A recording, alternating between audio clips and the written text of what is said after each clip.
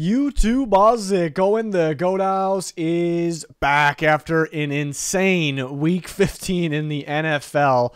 Wild endings, terrible officiating, and terrible coaching. I don't know what was worse, the officiating or the coaching this weekend, but I'm here with the recap, breaking it down, giving you my takeaways. We'll talk about the Thursday game, the Saturday games, the Sunday games. We still got a Monday Night Football game. We're always talking with you guys live on Twitter, news, rumors, updates there as well. It's a must follow. Links pinned in the comments for that. Anything else, our sponsors, it's on your screen, links down below. You guys know the drill. Thursday game, I don't have a whole lot on it. Score showed it was somewhat close. It felt like this game was kind of over somewhat early. This is just a terrible matchup for the Seattle Seahawks. This might be the worst matchup for them in the entire league, and it's a team they have to play twice. They already did play twice. They lost to twice, and it's because Seahawks win because of offense. You know, they're pretty explosive on offense. They got some young playmakers on defense, but pretty much anybody can score on them. 49ers got a pretty good offense. Not the best in football, but a pretty damn good offense. They're going to be able to move the ball in the Seahawks. They're going to be able to win the time of possession, which the Seahawks strive to do. The 49ers happen to have the best defense, so they're going to make this. They're going to make most offenses look not as good. They're going to make every offense look not as good as they actually are. So it's just a terrible match for the Seahawks. 49ers got off to a good start. Couldn't stop McCaffrey. Purdy, once again, was very solid. A lot of schemed up plays. I mean, George Kittle's just wide the hell open. One of those, I don't know how he ended up scoring on, so it was just bad defense. But, yeah, so Shanahan's been lights out. D'Amico Ryans has been lights out. That defense is something they kept getting pressure on. Geno Smith, that was a factor. A bad roughing the passer call didn't end up really mattering too much. 49ers linebackers are absolutely insane. Greenlaw is something else. I mean, all of those guys are, but the defense is something else. It's very hard to play defense in today's NFL. And a lot of those good defenses are starting to kind of go downhill towards the end of the season. Like, they're still solid, but it's like they're not that dominant. The 49ers, there's a couple other teams that have improved. 49ers just staying at the top there. It's pretty impressive. That's really all I got in that game. They continue to roll. They're fighting for that 2 seed. Very well could get it. It's going to be 2 or 3. Seahawks are on in a slump here. They're trying to fight to get in the playoffs. There's some other teams that are creeping up on them, teams that look better than them. Looking at the Lions, the Giants got a good win. That actually might help the Seahawks because they have the tiebreaker over the Giants. Washington, is a team that is fighting as well. So it's going to be interesting, battling for those lower seeds there. Saturday game, the Vikings pull off 3 Saturday games. First one, the Vikings pull off the greatest comeback in NFL history. This just kind of just started the wild weekend off here. The Vikings started as bad as they possibly could start. Everything was going against them. And at that point, it's like, man, I mean, these things normally don't happen. Everything's going wrong. Normally, they only have a few losses. Normally, it doesn't happen. But if you're as good, the Vikings are considered I'm not saying for playoffs, Super Bowl, anything like that, but in terms of the regular season this year as a whole, in general, they've been considered one of the better teams in football, or I guess based on their record, how much they've been scoring. So that shouldn't really happen. What happened in the beginning of the game, it shouldn't really happen if you're as good as you can be or the potential that you can be or as good as you're supposed to be, things like that. So, again, kind of, if you want to say fluky things, sort of, things that, didn't really go their way, it'll happen sometimes, but it shouldn't really happen from a team like that. And they're down 33-0, which is just absurd to the 4-win Colts team. If you watch, though, the Colts didn't have an insane amount of offense. It was a block punt for a touchdown. They were starting with the ball, well inside the Vikings territory. Special teams were playing great for the Colts, not so much for the Vikings. O'Connell's been great this year, but there was a couple very questionable calls early in this game. The big one, which maybe the special teams coordinator plays a part, was faking that punt on 4th and 1. That was one of the worst fake punt decisions I've ever seen because you're on your own 30, give or take. It's 4th and 1, but instead of going on 4th and 1 or just punting the ball, you're going to have your punter try to throw a 20-yard pass, and there was nothing unique about it. It was going to throw a 20-yard pass. We know it's going to be tight, somewhat tight coverage out there. So that is pretty head-scratching. So 33-0 at halftime. Colts were playing very solid, obviously, even with missing some guys. And Yeah, as a Vikings fan, I didn't think they were going to come back. I thought it'd end up being a lot closer than 33-0. You know, the Vikings always make things somewhat interesting, at least. You know, I kind of just, at one point, I'm like, God, this is so painful. I don't even know if I want to watch, but I'm like, the main reason I kept watching, I kind of have to because it's my job, but the other main reason is I was very curious to see if they were actually going to get shut out by the Colts. Even though the Colts got a good defense, third pass defense in football, it was just out of curiosity, really. And they really turned it up a notch. You know, the Colts were getting a little conservative, but again, remember, their offense didn't really do a whole lot early in this game. They were putting points on the board, but starting in great field position. But the Vikings made adjustments, obviously, in the second half. They made adjustments in general in this game defensively because I tweeted it at one point in the weekend yesterday or on Saturday, and they've blitzed like 17 point whatever percent of dropbacks this year, which is very, very low. And they blitzed in this game like 40-something%. So quite the difference, and that was a factor, big factor, holding them to 3 points. Some guys stepped up. They were getting pressure. They were stopping the run.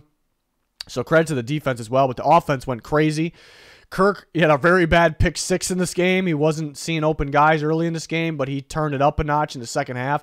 Broke a record for amount of passing yards in the second half of football ever, including overtime. So that's pretty crazy. I mean, nobody was playing good in the first half. I mean, they got so many good playmakers. Nobody, not a single guy was playing good in the first half, and they were all playing great in the second half. They got Cook going.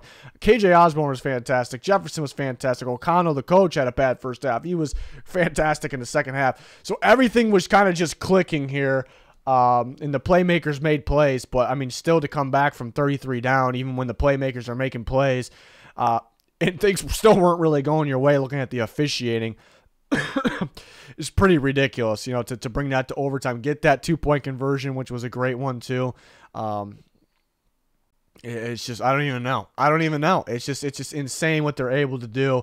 So kind of going back, that can't happen in the first half. That was so bad. It can't happen if you want to be as good as where the Vikings are, how good they can be, where they're at. You know, with the second half, to be able to, I don't know if there's any teams, I mean, no one's ever done the history of the NFL. So I guess it's, you know, I don't know if other teams that we think are better than the Vikings could do that, even if it's the Colts, you know, to come back from 33 down, you know, bounce back from everything going against you. So there are some really impressive things there during that comeback.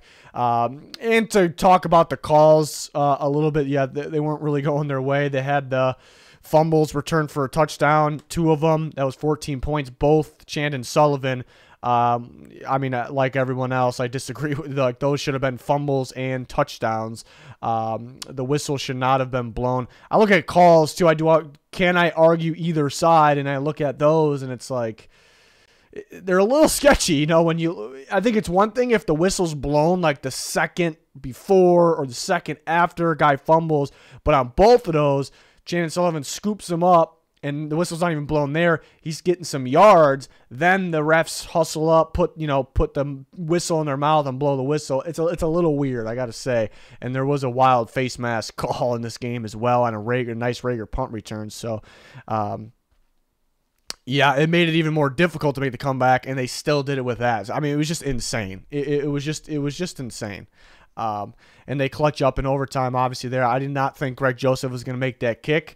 I just didn't think he's going to make it. It's just if you watch the Vikings a lot, you know, not just this year, every year since they became a football team, I don't think you thought he was going to make that kick. So he made it. Rough go for Jeff Saturday. He's been blowing some leads, the biggest one in the history of the NFL. And, I mean, when they're up 33-0 against the Vikings, I'm thinking, like, Saturday might keep his job off something like this. And then it's just the complete opposite. You continue to blow games like that. You blow a game like that, you're probably not going to keep that job. You're not going to keep that job. So maybe it's a blessing in disguise there, because I don't know if even the Colts fans probably know, like, they love Jeff Saturday. I don't know if he's the man for the job. Now it's pretty evident there. So at least we're pretty confident they're not going to keep him. They're going to find the right man for the job, the better man for the job, perhaps. Yeah, just absolutely ridiculous game. I don't know. I still don't even know. I'm still kind of, it's wild, absolutely wild. And the Vikings won the division off that too. I mean, it's just insane. The biggest coincidence ever is the comeback record was held by the Bills, and the quarterback was Jim Kelly back then, but that day was Frank Reich, the old Colts coach. Not old, I mean this year. He was the quarterback, and that was the comeback, greatest comeback in all history, and they just beat that against the Colts. What if Frank Reich was coaching the Colts in this game? It probably wouldn't have happened, in my opinion. I still think Reich's a good coach.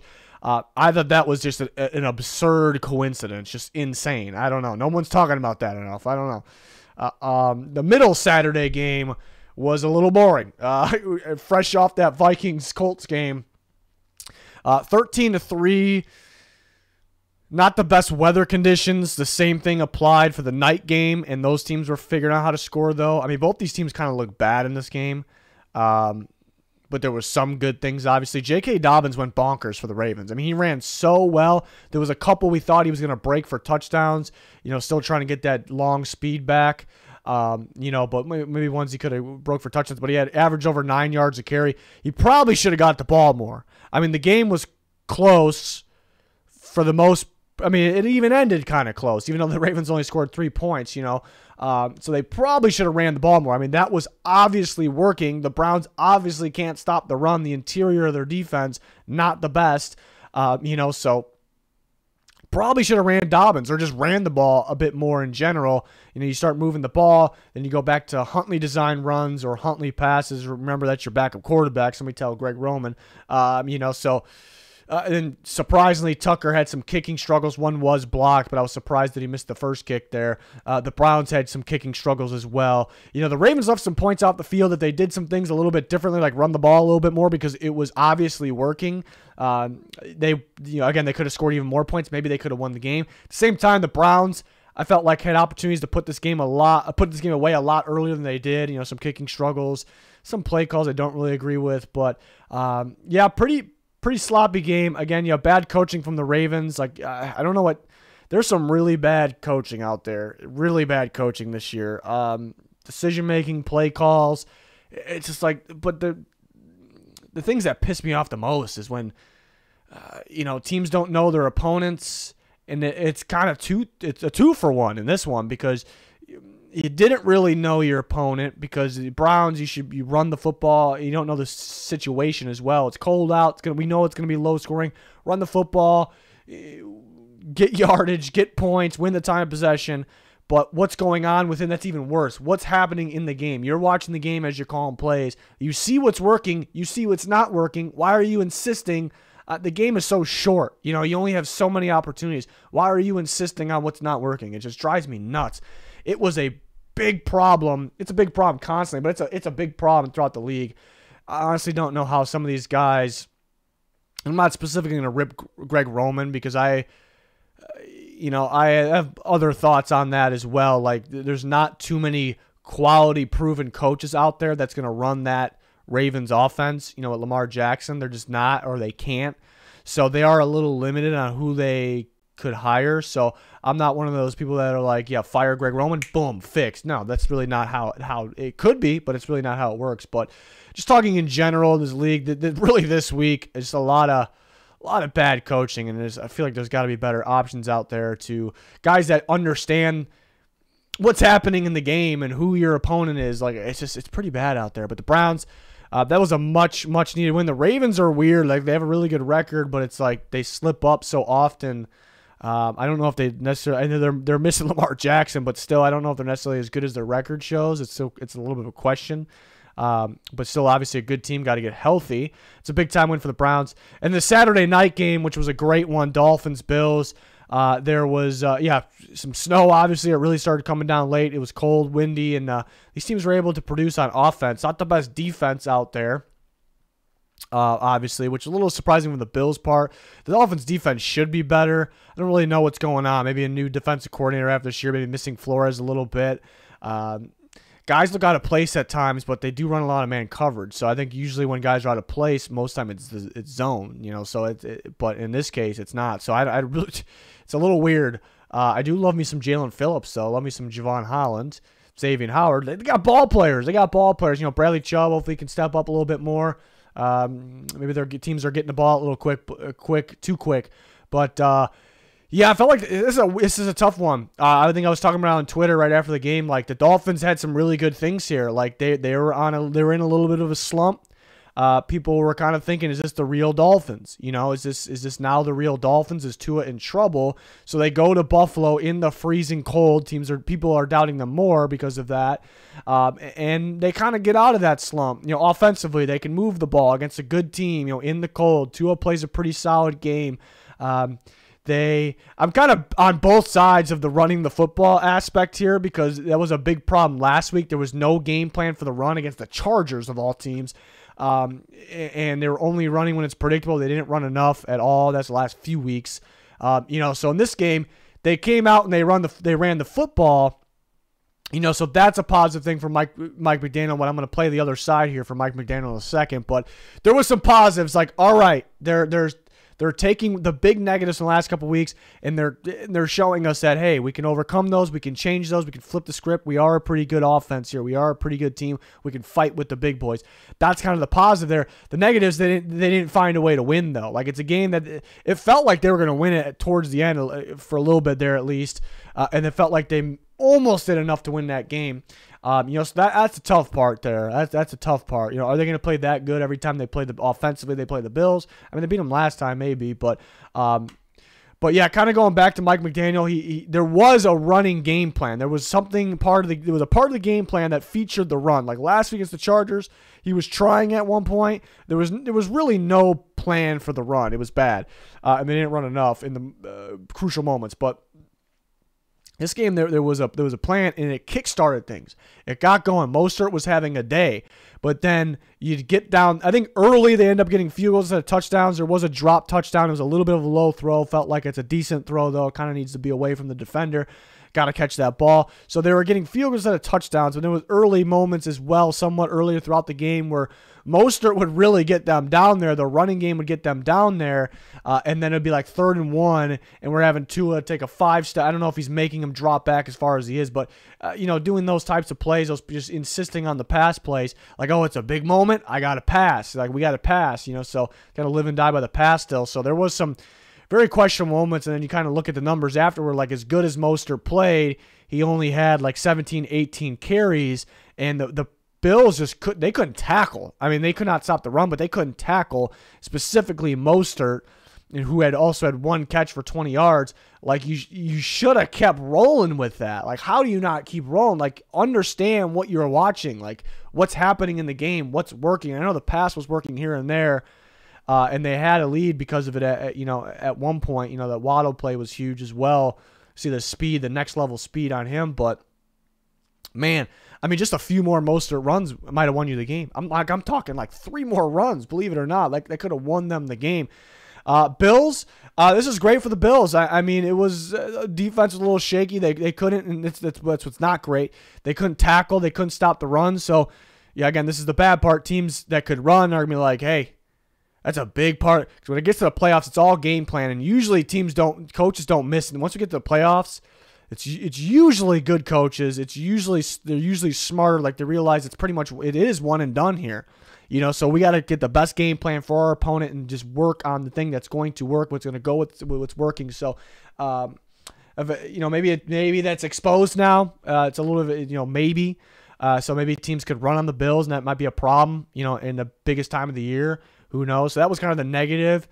It felt like the Dolphins were going to win this game at one point. Down the stretch, that's not great for the Bills either, but to be able to like bounce out, like the best teams find a way. In the end.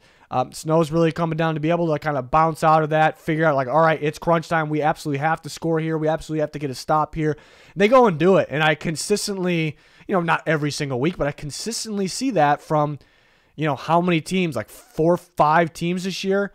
And those teams happen to be the teams with the best record in the NFL. Like, is that going to continue over the playoffs? We're just going to have to wait and see. It's a different game there, but it means something, obviously. So to be able to clutch up at the end, Josh Allen, those guys, some tough running as well from Singletary. But, it was a surprisingly not the best defensive outing from the Bills or the Dolphins, but a very good offensive outing. It was a very entertaining game. The Vikings game and this Bills game, super entertaining. The middle of the day, we got a breather with that Browns-Ravens game. Obviously, that one was Old Yeller said it in the picks video. It's going to be like watching paint dry. He was dead accurate with that one, I'll tell you that.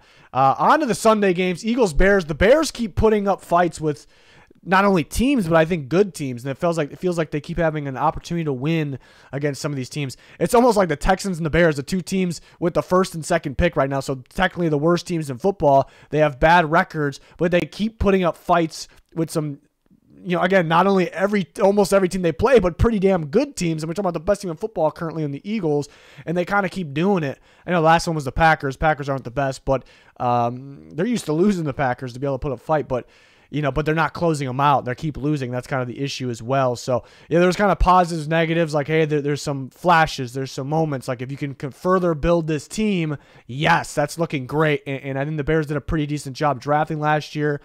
Maybe minus Velus Jones. That one's looking questionable. But, so if they continue to build it, it's looking pretty good. The issue is a little bit, maybe a lot of building. And the tricky part is usually finding the right pieces to kind of close out the games, because that is an issue right now, whether it's a mistake by this guy, that guy, this guy, the defense, the offense, the coaching, so it's kind of all of the above. So kind of finding the right pieces, whether it's from this position, that position, to close out the game. That's going to maybe be the challenging part. Like, how do we can get good, everybody can get good players. How do we close out the games? It's going to take more than just that. So that's kind of what I'm watching for the Bears and the Texans, who are kind of in the same category right now. But you see the flashes, you see the upside, you see the potential of the future. So that is the positive. But the Eagles, a little shaky in this game. I wasn't, even though it was close, and it's like, man, they could blow this game. I really wasn't worried. It felt like they didn't really have control, but it felt like they were going to close it out. There was they got stopped on fourth down when they could have kicked a field goal at one point. They ended up converting later in the game, but that was a big stop for the Bears, and that was crucial for the Eagles. If they kicked a field goal, could the game have been over there, that situation. But, Hurts started a little slow, had some interceptions. I know some people blaming Watkins on the second one. I put that more on the quarterback. Watkins wasn't out of his break yet, and kind of threw it too far outside. The safety was sitting there anyway, so even if Watkins was there, he possibly could have jumped it. So I didn't think that was the best throw, but Hurts ended up kind of turning it around, turning it up a notch a little bit, mainly on the ground. What do you have? 3 touchdowns on the ground. Was throwing a lot better. Had some dimes down the sideline as well. 2 interceptions was a slow start, but to kind of get out of that funk a little bit says something. And they got going. Miles Sanders really wasn't used much, mainly in the first half of this game. I think he had 0 carries at halftime, actually. So that was wild. It was just surprising that because the Bears' defenses look like over the last, during their losing streak, maybe the worst in football, at least one of the worst. And the Eagles have been just running up on everyone. For them. So they're a little slow in this one. It was a little weird. I do think it was the turnovers. Maybe saving some things, which is teams start to do at the end of the year. Very good teams save some things. We got a huge game against the Cowboys next week, so maybe they didn't want to put it a lot on tape. That's a possibility. Bears, Fields ran very well, obviously. Montgomery had one of his better games of the year. It's weird. It felt like they could have had more than 20 points in this game, and the defense played a little bit better than they have been playing out of the corners, mainly early in this game. First half, the corners were playing very well. Kyler Gordon making plays, Jalen Johnson making plays, saving a touchdown early in this game. So I thought those guys stood out early. It's another game they were kind of in. I'm still trying to figure out what, could they have gotten. There was some missed opportunities here and there. Whether it was, I think sacks. We're kind of taking them out of that. That's definitely what it was. Now I'm kind of thinking about it again. They punted from the Eagles 31, so that was questionable. But they were getting good field position, and the sacks were kind of killer. Bears' offensive line wasn't good in this game. There was some times where the Eagles' pass rushers, not just the edge, the interior at times too. There was some times where maybe they gave Fields not a lot of time, but some time, and you kind of still see that pre-draft con for him, the negatives, where you hold the ball a little bit, takes him a little bit time to kind of scan the field. We're still seeing that a little bit, and he ends up taking sacks. Sometimes he breaks a sack and he ends up running, it's almost like a negative that turns into a big positive there. He ends up running, wild. But some of those sacks you can't take. You got to find a way to throw the ball. You got to find a way to make a clutch play, whether it's through the air or using his legs, which we definitely see. But there's some big moments like that where it's like, all right, the difference between a sack in that specific moment to set up a 3rd and long or to set up 4th and long, in a no sack, which could have eventually got, even if it's 3 points, points, that could help close out these games, actually, now I'm thinking about it. So, but the Bears are definitely one of those teams I'm very curious about this offseason, seeing what they do. But the Eagles continue to win. Not, a little sloppy in this one, but they continue to win here. Falcons Saints. Saints were dominating this game for a bit, and then the Falcons the Saints were choking it away, and then the Falcons were back in this game. And even though the Falcons didn't have the lead, it felt like they kind of choked a little bit. They choked it away a little bit as well. A lot of opportunities at the end. The Saints dominated the early portion of this game. Obviously, they were playing really good football, both sides of the ball, but kind of closing teams out, but kind of going in. Why aren't they closing teams out? I think crucial moments when they got to get that first down, they got to, continue that drive. They can't really get them. They can't make the big plays in the big moments, I think. That's kind of Andy Dalton, sometimes looks pretty good, but that's kind of the situation there. So they kind of allow teams to come back like the Falcons. This game could have been an ass beating. It could have been put away even more. Saints did drop a couple interceptions. One was in the red zone. One would have been 6. Both by Alontae Taylor, who I think's been a very good rookie. He's reading the ball. He's making plays on the ball. Just got to catch it. Saints did get after Ritter in this game, which was key. Yeah, Ritter did not have a good game. We didn't really expect much. He was fortunate he wasn't picked off a couple times there. But even after all that, towards the end, they have an opportunity on 4th down, and Drake London gets a big gain. 4th and 5 from midfield. It's a big gain, and he ends up fumbling it. So if he would have held on that ball there, what would have happened? What could have happened there? You think of the worst case for the Falcons, could have been overtime, like tie game. So a little scary there for the Saints. It was obviously a must-win. Last week was too. If they would have closed that one out, then they'd be in business actually right now. So quite a big difference just because of one game. But yeah, not the best outing from Ritter. Algier had a really good game. I thought Kamara played well for the Saints. Yeah, this is a weird one because the Saints dominated early portion of this game, and they could have put it away. It could have been more of an ass beating. They played well enough to win this game, probably more than 3. But then the way it ended, it's like you almost could say the Falcons probably should have or definitely could have won this game. So it was a little of a weird one. Again, must win for both teams. It's feeling like the Falcons are done for pretty much, and the Saints still alive there in that questionable NFC South. Next game was the Lions and the Jets, which would end up being a pretty entertaining one. I originally picked the Jets. I switched to the Lions, seeing that Mike White was out and Zach Wilson was in.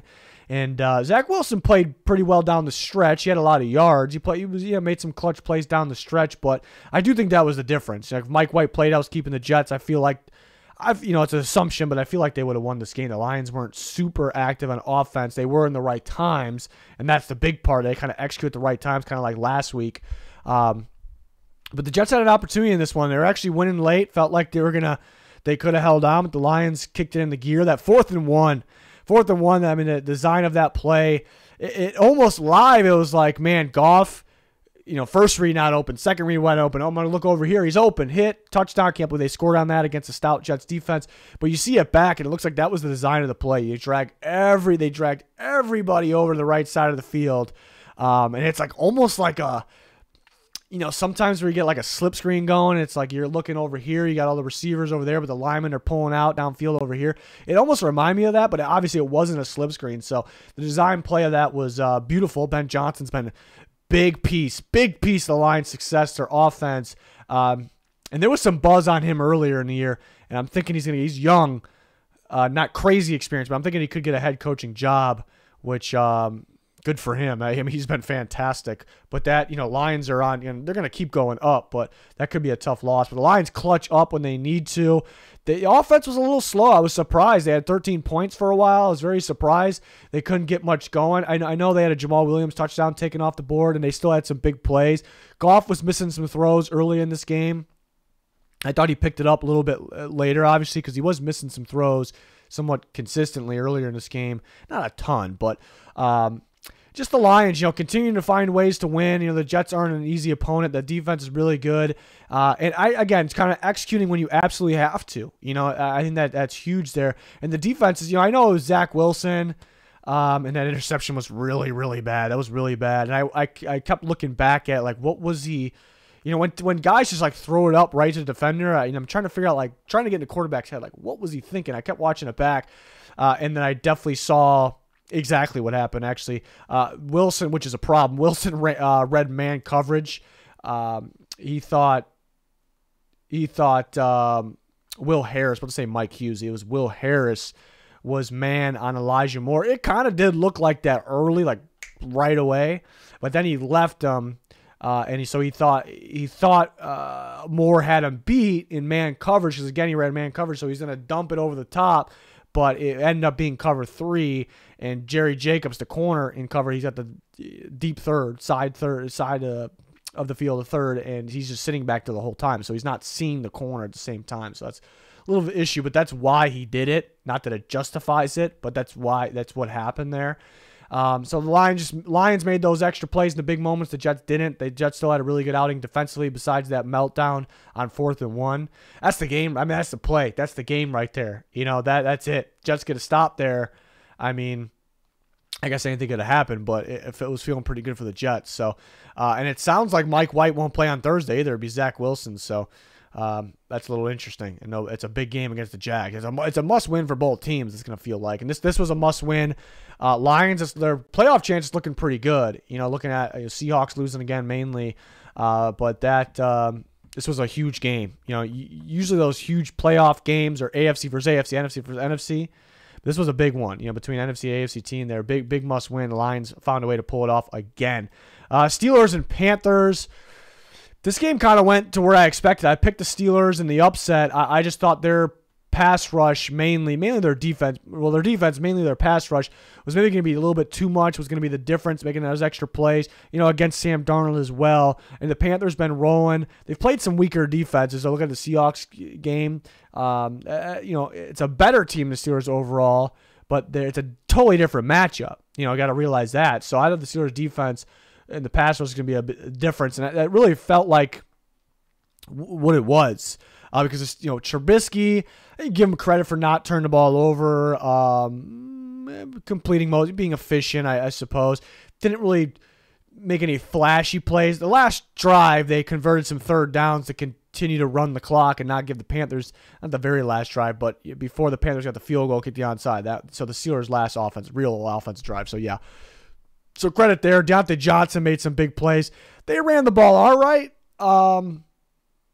There was some flashy moments for Harrison Warren, but they averages over 3.5 yards a carry, which is decent. But again, Johnson had some good plays, but it was mainly with the pass rush. There really wasn't a whole lot else that's like, yes, the Steelers did a collection of things that won them the game, and of course they did more than just pressure and sack Darnold. But that was really it to me. They took away the run as well. They took the defense. They took away the run. Panthers were playing. They didn't run it enough, but at the same time, they were playing from down that they had to throw. So it was a very good game plan from Mike Tomlin and that defense, and they executed very, very well. The Panthers, just didn't have enough. Didn't have an answer against a good defense. They were scoring late, I suppose. It just felt like Steelers had big-time control in this game pretty much the whole way. The one bright moment was Darnold to DJ Moore. That was a good play by both those guys in the end zone. But, the Panthers are trying to make a late comeback there, but it just wasn't enough throughout this game. So the Panthers, you see who their favorable matchups are and who maybe they don't want to play. Specific matchups, obviously. So just couldn't really get the run going, which is normally their thing. So they're really not going to win if that really can't get going, and if it's kind of in Darnold's hands against a good pass rush. So that's really end of story on that one.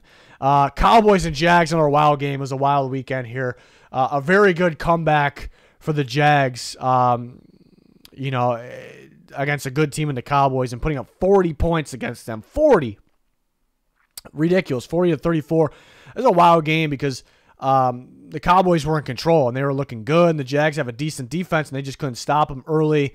And Dak was playing great. He was making some incredible plays. He was playing great. It's like, all right, he's kind of getting in playoff mode, even though he was a little disappointing in playoffs last year, but kind of getting that time of the season, and then he kind of went downhill. That first interception, that was the play of the game. The first interception, that was the play that shifted, and the Jags were already starting to get going before that, and they were starting to come back a little bit, but that was the play. I mean, it was he was trying to play hero ball. He was trying to do a little too much. Just threw it right to the defender. And that changed the game. And that fully got the Jags back in the game. And it just shifted the momentum as well. So Dak was having maybe the best game of the year for him. And then that interception was pretty brutal. I see some people saying, the play calling and maybe they should have ran it more. They did run a lot, but neither of their top backs had over 20 carries. But, I mean, the pass was working throughout this game. They scored 34 points. It was working. It was one really bad mistake. I know there was other mistakes in this game, but it was one really, really bad mistake. You can't just not trust Dak after that. And they were just making big plays on offense. They continued to, even when they lost momentum. So I don't know if there was really specific play calls. It's just bad plays and bad moments. The defense, there was a portion this year where it looked like the defense was the best in football. The 49ers took that over, and the Cowboys kind of went south. I know they have injuries, so injuries plays a big part here as well, but just not making big plays. And just, again, we kind of go back to that turnover was the biggest play of this game, the biggest momentum swing and shift. And they had another, obviously a pick six to end it. So it's like the turnovers, and the pick six looked like it was off Brown's hands, but Rayshon Jenkins had some big-time play. He had both interceptions. Big-time plays here.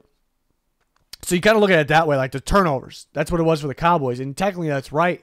The Jags had 3 turnovers themselves, though. Lawrence had an interception. Lawrence on a good run had a fumble. It was just unfortunate.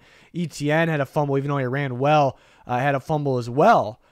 So it's like that's the 2 interceptions by the Cowboys were just, the one was the momentum shifter to get the Jags back in the game, and one was a pick six to end the game. Like, those are the massive plays of the game, again, which is accurate, but you still actually won the turnover battle, so it's a game you should find a way to win. For multiple reasons, you had a big lead, you're playing very well, the offense was working, you're scoring points pretty easily, and you won the turnover battle, even though it didn't go great for you. So that's why it was a little bit of a wild game. But Lawrence, even though he had 2 turnovers, just very clutch, very clutch. Timing on throws, just some throws that a lot of guys can't make. Receivers stepped up. Zay Jones been fantastic. ETN had a fumble, but he ran well. So it's like some of these guys are just big-time players, made big-time plays in big-time moments. They did have some bad plays as well, but yeah, it's just a hell of an ending, too, for the Jaguars. They had that pick six. Rayshon Jenkins had a big-time game there, but it's really what it was. Continuing the offense, keep it going, making big plays. In the right moments. That's really what it was. It's a very entertaining game. The Jags are catching the Titans right now. This was a massive win. The Titans ended up losing, so that was massive for the Jags as well. Cowboys, yeah, it's tough. They're fighting for that NFC East. Obviously, they end up clinching at the end of the night, but yeah, it's tough. The Cowboys can slip up like this at any time. They end up doing these kind of things in the big moments down the stretch in the playoffs. So why is it happening down here? They look so good at times. It's weird. Chiefs and Texans went to overtime. It took overtime for the Chiefs to beat the Texans. I was talking about on Twitter a little bit ago. The Chiefs had over 500 yards, total yards. The Texans had just over 200, ended up going to overtime. The Chiefs also had over 100 yards in penalties. The officiating was a little questionable in this game as well, throughout the league this week, but it was absolutely wild, actually. But yeah, kind of the Texans played well. The Chiefs weren't crisp, I guess, even though they had 500 total yards at the end of the day. I'm just talking about throughout the entirety of the game. But the officials kept it kind of close a little bit. The one that stood out to me was just calling that one on Kelsey where he was just trying to get up. There's really no reason to throw the flag there, but I felt like they're calling every ticky-tack thing on the Chiefs there throughout this game. But McKinnon was great. He's been fantastic. It's just crazy that he's a major weapon. I mean, when he was in Minnesota, he was pretty solid as well. But yeah, he's a major weapon, in this league right at the specific moment, which is crazy. But the Chiefs just made those extra plays. Again, just surprising this game went to overtime. The Texans continue to put up fights. I mean, last week against the Cowboys, they could have won it. This week against the Chiefs, they could have won it. So you got to find ways to close out the games, but they show flashes. It's like, hey, we'll just get that quarterback in there. Let's just get the player here or there. and we could be a good team, but can they find ways to close out games? That's the problem right now. There's some teams that can just do it. There's some that just can't, so maybe a little easier said than done, even though there's some things that, the flashes that made it pretty promising. But the Chiefs end up closing this one out in overtime. McKinnon end up calling game. They end up getting that fumble, big-time fumble recovery. So a little fortunate there maybe, but things weren't really going completely their way throughout the entirety of this game. So just found a way to win. A little shaky, though. It's like, these things can't happen. You're going to play better teams in the playoffs, but regular season still, they find a way there. Cardinals and Broncos. The Cardinals got 7 sacks. 7 sacks on Brett Rippon, and they lost 24-15. It's pretty wild. That's pretty wild. Felt like they were winning like 6-3, then 9-3, mainly 6-3 for a while in this game. And then all of a sudden it's 24-15. The Cardinals scored kind of late, too. Don't know why they went for 2 there. There should have been pass interference, though, but still don't know why they went for 2 in that moment, because then they kept it a 2-score game with like 5 minutes left or less. But, it is what it is. But you should find a way when you get 7 sacks. It's weird to get 7 sacks. The other team scored 24, but second game in a row where a Cardinals quarterback went down, the backup had to come in. The backup this week was Trace McSorley, who was pretty bad. He was pretty bad. Colt McCoy wasn't playing good. He was bad in the Patriots game. He wasn't playing great in this game, but it was another level of bad there for McSorley. So that was pretty much the difference. I mean, they had 7 sacks. Other part of the difference was Latavius Murray. Murray was a big-time problem for the Cardinals. I thought Connor was running well, but they were playing from down all of a sudden that they couldn't really run the ball anymore. So just extending that lead, making big-time plays. I think if McSorley didn't get hurt, this could have been a different game. I think the Cardinals could have won this game, so that was pretty tough for the Cardinals, but they're kind of out of it right now anyways. But it was kind of weird that the Broncos finally won. They scored 24 points, and Russell Wilson wasn't in the game, so we'll see what happens next week when he comes back. But Russ played all right last week, so we'll see. It's not really saying that's why they won, but it's interesting. Not nothing on the line in this game, so you don't want to go too far into it here. Patriots and Raiders, insane ending to say the least. The first half of this game was so messy for the Patriots, just terrible play calls and. It's just the lack of execution, just sloppy. It looked like preseason football. For them to kind of still be in the game was pretty wild. The second half, they absolutely dominated, mainly, defense making plays. Kyle Duggar, that play he made, that was a ridiculous play. How hard it is to pick off a screen pass, and he took it for 6. It's so difficult. He knew the play. It just instincts kicked in, and he made an athletic play as well. And people blaming Carr. Maybe it was put a little too far in front, but there's not a whole lot you can do on that one. The guy read the screen pass perfectly. He made it just an insane play. And that kind of kickstarted things, got him back in the game. Ramondre Stevenson was going bonkers, going absolutely wild. The guy's a stud. Coming off that injury last week as well, was limited in practice later in the week. So that he was going crazy. The Raiders couldn't stop him. That was the difference. So, again, the first half, it's like, how are they kind of still in this game? Even when Duggar got that pick 6, it's like, how are they still in this game? The way how messy they were in the first half, but the way Stevenson was going, and then they take the lead, and it's like, all right, the Patriots are going to win this game. Like, there's no doubt about it, they're going to win this game. And the Raiders keep getting extra opportunities. They have 4th down and 10 from their own end. I don't know what happened because the Raiders' offensive line hasn't been good this year, and the Patriots' pass rush has been ridiculous. But all of a sudden, Carr had just all day on these 3rd downs, these 4th downs, and they still weren't really doing anything. But that 4th down ends up making a clutch play, gets the 1st down. Like, it could have been over. It probably should have already been over before that, but it could have been over then and there. Maybe the Patriots' pass rush is good. Don't get me wrong. Some guys are really improving.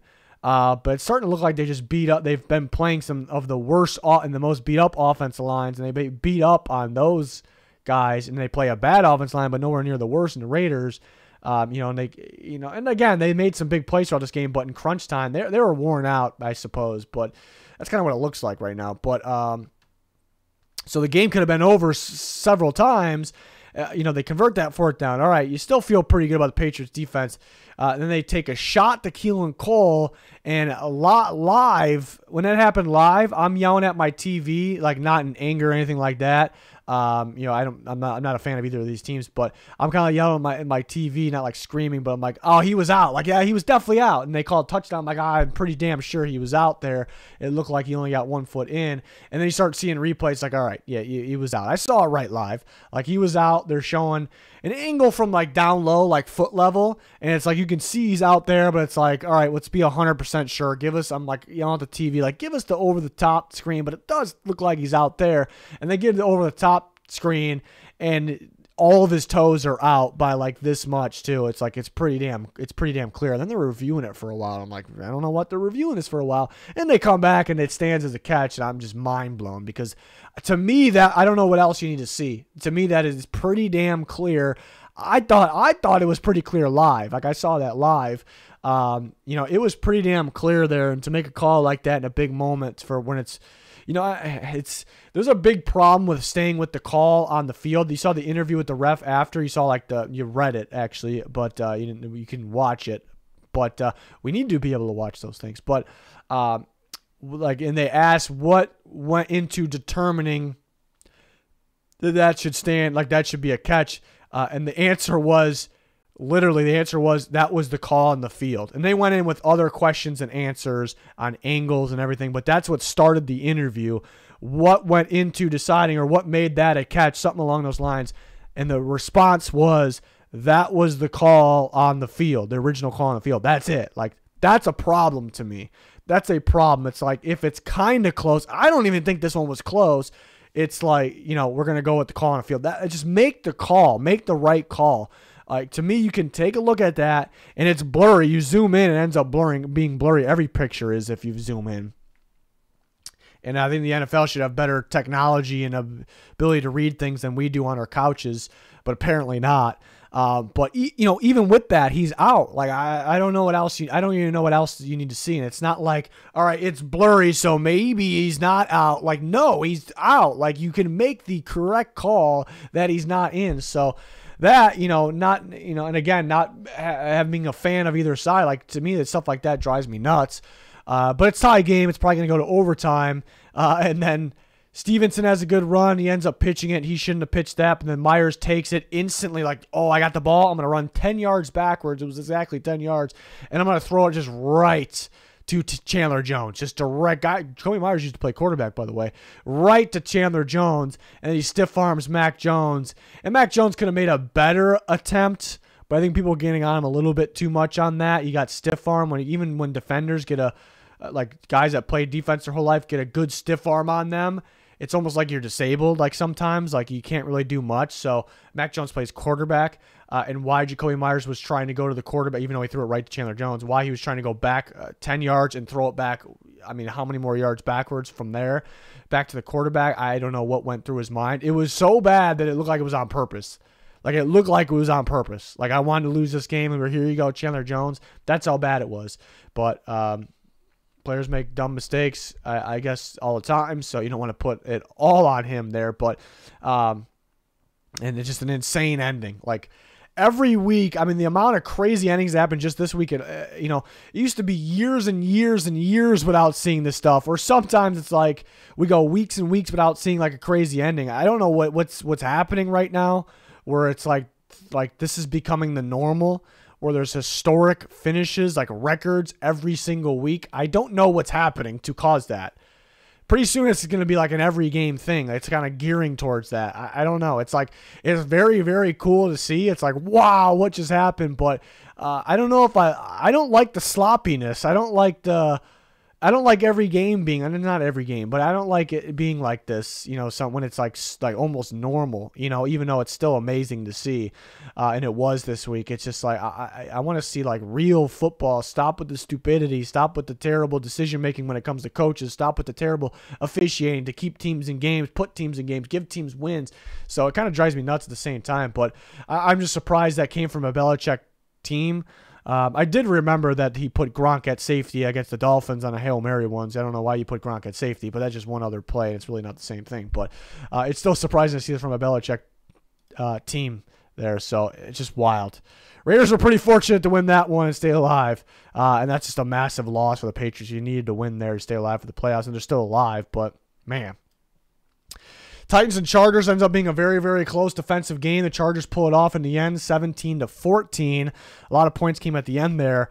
Bad play calling from the Titans. I mean, it's just once again, know your opponent. The Chargers can't stop the run. Your one touchdown drive was all Derrick Henry, whether it was him running the ball or catching the ball, and then Wildcat for the touchdown. Why don't you go back to that? And the guy averaged, well over 5 yards per carry. It was a problem for the Chargers to tackle, and you kind of just went away from it a while. Keep in mind that Tannehill got hurt in this game. He wasn't playing 100%. He came back in. You're having him drop back and throw it. Your offensive line's beat up. They're not playing well. You rather watch him get sacked than give the ball to your best player against an opponent that can't stop that best player. It's backwards. It's backwards because the Titans normally are, we're going to run. We live and die by the run. And then when you absolutely have to you keep feeding Henry, he's got to run the ball 30, to get him the ball 30 times at least, whether it's on the ground or the air, that's where you're backwards. You're like, what? Like, what are you doing? Like, teams that don't live and die by the runs, teams that don't run the ball really need to be running the ball against the Chargers. You're a team that does that, and you're going away from it. You're going to watch your quarterback get sacked. So it's just backwards coaching, backwards play calling from downing the offensive coordinator. So it brutal. The Titans could have won this game. I mean, you held Herbert for 7 points for a majority of this game. They could have controlled the game a lot more. So it's just the game plan favored the Titans. They played great defense. They stopped the run when they needed to. They got after Herbert. They got 2 interceptions on Justin Herbert. He threw 0 touchdowns, 2 interceptions. The game plan, the matchup, the way the game went favored them, and it was just stupid play calling is what lost them the game. They could have very easily won this game. Chargers, yeah, I mean, they didn't really have much on offense there. I mean, Herbert had some big-time throws. They moved the ball. They had 2 turnovers, 2 interceptions there, I should say. They couldn't stop Henry. They were just very fortunate they didn't go to Henry more. That's just literally what it was. That's literally what it was there. But the positive of the Chargers here is they found a way. Things weren't going their way. The matchup favored the Titans. I'll say that over and over again. And they still found a way to win. So that's good because there's going to be matchups that favor the Chargers, and they should win those ones. So being able to play a decent, I know they're on a losing streak, but a decent team here and overcoming some things is pretty good. Herbert made a ridiculous throw to Mike Williams at the end there to get them in field goal range. I mean, they couldn't really do a whole lot on offense most of the game, but to be able to clutch up and do it there just was absolutely big time. I thought this game was going to go to overtime. Titans defense, even though missing some guys, did their part. It was literally the matter of getting the ball to Henry just a few more times. That's to control this game. That's literally what it would control the clock. Literally what it was here in this one. So just another one of those where it was really, really bad play calling. The Titans are on a 4-game losing streak. Chargers starting to get some things rolling again here. Bengals and Buccaneers. If you didn't watch this game and you see 34-23, all right, Bengals handled business. They controlled it. Good, maybe kind of a big win here. At the end of the day, that's what it shows. But if you watch this game, the Buccaneers could have won this game. The Bengals couldn't get anything going on offense. The Buccaneers were moving the ball. They had control of this game, and they just started going rapid fire with the turnovers.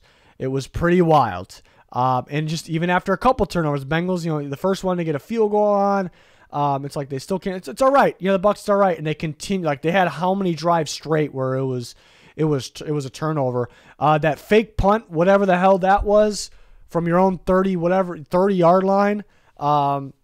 I thought it was just like a botched snap. That snap was so bad.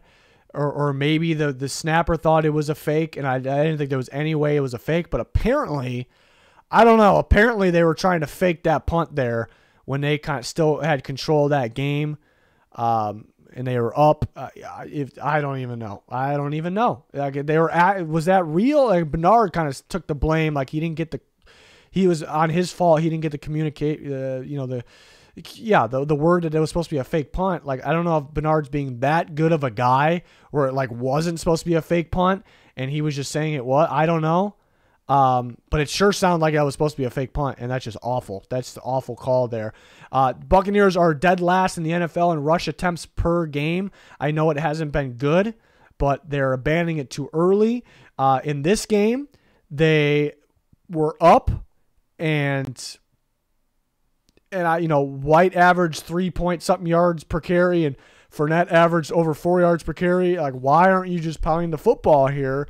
It's just very bad coaching all around, very bad play calling, and there was mistakes on the field, and that will kind of hide those things. The coaches will say, like, we just made, and it's kind of true, we just made mistakes. We can't turn the ball over that many times straight to allow the Bengals come in the game. That's true. It's true, but there are some bad coaching decisions within this game. And the Bengals things started clicking. They started figuring things out. They were pretty beat up throughout this game as well. And they got every one of their big three receivers got a touchdown. So they started clicking. So credit to them to figuring that out. But they got some breaks in this one. They got some luck that went their way. Because even if some of those turnovers happened, like, I felt like the Bucs were, the Bengals probably still could have came back and won. I definitely think it's possible. The way the Bucs been playing, the way the Bengals been playing this year, especially recently, but it just kept going.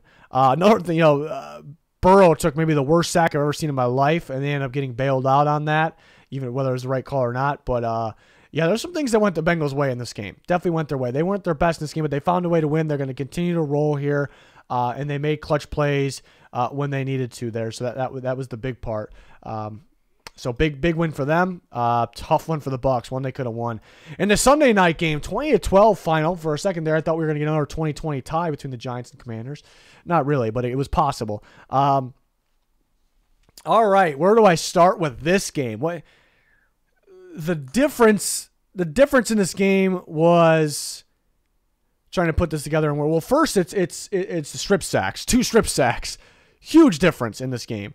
Giants executing those moments. The Commanders did not. One was Kayvon Thibodeau strip sack and touchdown. Big time play for the rookie to get things started there. The other big play was a strip sack. The Commanders were down 5. They were moving. Dotson had a ridiculous game, but a ridiculous catch to kind of get them down there. They went a little further. And a strip sack. Dexter Lawrence mainly involved in that one. I know the D-line the whole D-line gets credit for that one, really, but interior mainly. And they review it. Clearly a strip sack. Giants go down. Saquon was just feeling him. He was feeling himself there. Get that field goal. Big time. Those 2 strip sacks, biggest plays in this game. There's a third play that is pretty big that maybe we're not talking about because of the strip sacks and because of we'll talk about the refs, some big calls. We'll talk about that. But huge. I mean, those strip sacks are just absolutely massive in this game. One was a touchdown for the Giants to get one going, and they're keeping points away from the Commanders there as well. Those are massive. Biggest plays of the game. Giants execute. Commanders don't. The third play, there was a 4th and 9 right before half. I still question going for it on 4th and 9. Technically it's still really not the right call, even though it worked out. You can see what happened after the fact and say if it's right or wrong call. Beforehand, I don't know about going for it on 4th and 9 there because there's 2 minutes left in the game. And the half. You're going to give the ball to the Commanders at midfield and possibly take all that momentum away and everything you did in the first half, which was outplaying the Commanders. Well, mainly due to a strip sack. That's kind of you didn't really have much offense at that point either. So they went for it on 4th and 9. It worked out. They found Richie James, and they ended up punching it in with Saquon Barkley. And that was just the 4th and 9 led to that. So it was absolutely massive. It's still a questionable call, but it was that's the third biggest play of the game there. So I'll say this before we get into the officiating at the end here. The Giants executed more than the Commanders. They executed those big plays. They made those biggest plays of the games, and the Commanders made some big plays, and they could have made more if the officials let them, but at the end of the day, that's where I look at first. The Giants executed a little bit more there, and they made the biggest plays in this game. But going down to there was an earlier 2-point conversion that the Commanders got that was called offensive pass interference. I thought the defensive back initiated contact, so I don't think that should have been called. So that was a big one there. It would have been even bigger if the Commanders did score or for score that they did have stood. But going down to the end, Brian Robinson scores. They called illegal formation on Terry McLaurin. And after looking through all that, and I know I woke up this morning and people were complaining about that more than the PI. And I can argue both sides on this one. That's why I look for in calls. Can I argue both sides? And that kind of makes it, to me, it's not sketchy. It's not phantom if I can. Even if you can disagree with the call, you can disagree with one, but can you find a way to argue on the side of the ref And if it's yes, even though you don't disagree with, or if you don't agree with the call, even if you say it shouldn't have been good, whatever, that's kind of what I look for there. And on this one, McLaurin, he should have been on the ball and he was not. And then it looked like he's making some communication with the ref, and then he moves up a little bit in the play, and that's what I saw live. And the play happens, and they throw the flag. I'm like, did he move up in time? But then you see it, you run it back, and he wasn't up. He wasn't up far enough, and that's. I'm gonna come back to that. He wasn't up far enough. So was the flag justified? Just right then and there. We're gonna go over more things here, but it was. He wasn't up far enough, so the flag exists. It's real. It's technically correct. All right, but then there's communication between McLaurin, like checking if he's okay. He's asking, and the ref's pointing at him, doing the thing. We don't know what those hand signals mean, right? And everything kind of happens so fast. So I think people are kind of saying, well, he's checking with them, so he should be good. And I know there's probably some miscommunication there, but at the end of the day, he wasn't up far enough. And I know McLaurin said after the game that he said that the ref said he was good. And McLaurin is a very good guy, very likable guy. So I'm definitely not going to sit here and say he's full of shit or anything like that. If he said that, then he definitely thinks that, And it's just a big mystery, though. It's probably super loud in there, especially at that moment. Could he hear him say you're good, or was he hearing him say something else and he couldn't hear? Did he even hear him say anything? Was it just hand signals and he thought the hand signals meant he was good? We don't know. We don't know. So that's a big problem. It's a lot of we don't know, and it isn't the ref's job to get the receiver set at the end of the day either. So all of that, there are some sketchy things, maybe some questionable things, I guess. And you could definitely, you're right if you have a problem with that one. But the more and more I watch it, the more and more I look at it, there's one thing that stands out to me. McLaurin was not far enough up. The call that was made was a legal formation. Technically, it was a legal formation. So I can't have a major problem with that one. I can't. It sucks because they scored, and it's a little bit questionable what's going on out there, and the score didn't count in a crucial moment of the game. So I understand if you're frustrated, about that. But I keep going back to, again, technically it was a legal formation. The pass interference, a different story on the other hand. That was a mauling in a crucial moment in the game. And the more and more I saw it, they showed another angle, like in the post-game show. It's on Twitter now. There was pass interference and holding throughout that entire thing. He had him wrapped up, and he's on his back as he's trying to make a catch. Samuel actually, I don't even know why he went to slide up, fix his arm sleeve, but mid-play because it got pulled down. So I thought that was funny too. And that's the guy he happened to throw it to too. So that was absolutely wild. Absolutely wild. It wasn't called. And can I argue the others? Usually when there's no pass interference is called, it's like, all right, maybe the receiver made some contact too, so he didn't want to call it on one guy. Maybe it's like borderline enough contact or not. Maybe he didn't see it because it was in like a pile of players. Usually those are the ways to argue, even if you don't agree with it, argue the other side. But this one, I don't know. Like a ref was standing there. He had to have seen it. The whole play, that's where he threw the ball. I don't know. I don't really have another explanation for that one. So that might be one of the worst missed pass interferences I've ever seen. Not because the crucial moment of the game, but just how much contact and how much, contact you don't even, like the type of, like most pass interferences, like you just push a guy, it's like a football move. Like some of those things weren't even football plays. What Holmes was doing there. It was weird. It was a lot going on there. So I don't know. And then people bring up there was hands to the face missed on that play as well. So, that just gives you the officials are just terrible in general. But you could argue, they always could argue hands to the face. Like, it's very hard to see it. You see them missed almost it's almost like holding. Not quite, but almost. So you can just not see that. I think that was the case there because it happens all the time. That pass interference, I just don't know. I don't know. It was very bad. But the Giants made plays when they needed to. The Commanders were kind of messing up on some big plays. I know the calls were on their side, but that's my takeaway from that game. Also, it's just massive. A massive, massive win for the Giants. Just they're in the same boat, racing for the playoffs. The Giants get the win. The Commanders don't. It kind of flips things a little bit, but even though they were kind of in the same boat, the Commanders don't get a single win on the Giants this year. They're going to have to beat the Cowboys next time they play them. They're going to have to win football games. They play the Niners this week, but it's just massive both ways. In a great way for the Giants, in a bad way for the Commanders. Just a lot on the line there. So it's tough. Tough one for the Commanders there, but the Giants find a way there. Kind of get out of that slump they were in. But that's going to wrap it up for my takeaways, a recap of the insane Week 15. Just absolutely insane. We're always talking with you guys on Twitter. There's a link pinned in the comments for that. It's a must follow. Worth it to follow it, I promise you. Like, subscribe, turn notifications on. Full NFL coverage here. Can't wait for the playoffs. That's going to do it. Thanks for watching. Goodbye.